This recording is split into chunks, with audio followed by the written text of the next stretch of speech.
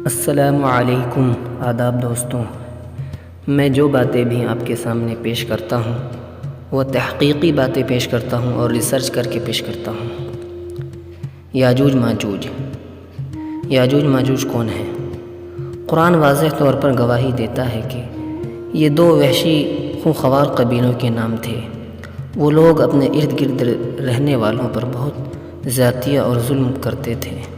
مفسر علامہ طباطبائی نے المیزان میں لکھا ہے کہ توریت کی ساری باتوں سے مجموعی طور پر معلوم ہوتا ہے کہ یاجوج ماجوج ایک یا کئی بڑے قبیلے تھے۔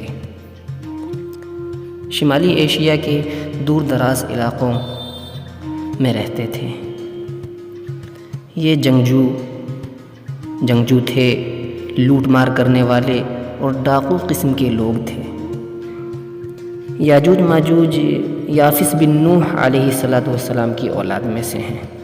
ذوالقرنین بادشاہ نے ان کے راستے کو، جو دو پہاڑوں کے درمیان میں تھے، ایک مضبوط دیوار سے بند کر دیا تھا۔ قیامت کے قریب وہ دیوار ٹوٹ جائے گی اور یہ ظالم قوم دنیا میں پھیل جائے گی۔ کوئی ان سے مقابلہ نہ کر سکے گا۔ آخر آسمانی وبا سے، آسمانی بیماری سے خود مر جائیں گے۔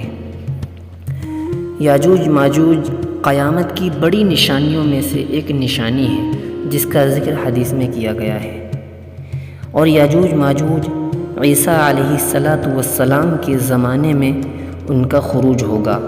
یہ یاجوج ماجوج عیسیٰ علیہ السلام کے زمانے میں نکلیں گے اور لوٹ مار کریں گے، تباہی مچائیں گے، ڈاکو قسم کے لوگ ہوں گے۔